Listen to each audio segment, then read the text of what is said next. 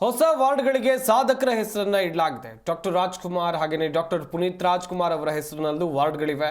Greater Bengaluru ಪ್ರಾಧಿಕಾರ ರಚನೆ ಆದ ಬಳಿಕ ಈ ರೀತಿಯಾಗಿ ವಾರ್ಡುಗಳಿಗೆ ಹೊಸ ಹೆಸರಿಡಲಾಗಿದೆ.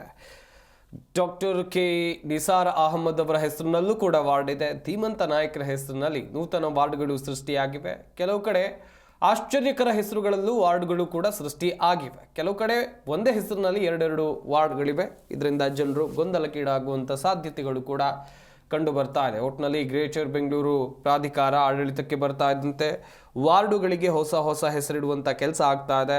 ಕನ್ನಡದ ಹೊರನಟ ಡಾಕ್ಟರ್ ರಾಜ್ಕುಮಾರ್ ಅವರ ಹೆಸರು ಇದೆ. ಹಾಗೆಯೇ ಪುನೀತ್ ರಾಜ್ಕುಮಾರ್, ಡಾಕ್ಟರ್ ಪುನೀತ್ ರಾಜ್ಕುಮಾರ್ ಹೆಸರಿನಲ್ಲೂ ಕೂಡ ವಾರ್ಡ್ಗಳನ್ನು ಈಗ ರಚನೆ ಮಾಡಲಾಗಿದೆ. ಗ್ರೇಟರ್ ಬೆಂಗಳೂರು ಪ್ರಾಧಿಕಾರದಿಂದ ರಚನೆ ಮಾಡಲಾಗಿರುವಂಥದ್ದು.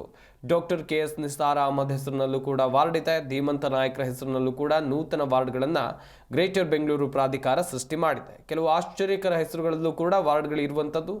ಇನ್ನು ಕೆಲವೊಂದಿಷ್ಟು ಕಡೆಗಳಲ್ಲಿ ಒಂದೇ ಹೆಸರು ಎರಡೆರಡು ವಾರ್ಡ್ಗಿದೆ. ಇದರಿಂದ ಜನರು ಗೊಂದಲಕ್ಕೀಡಾಗಿದ್ದಾರೆ.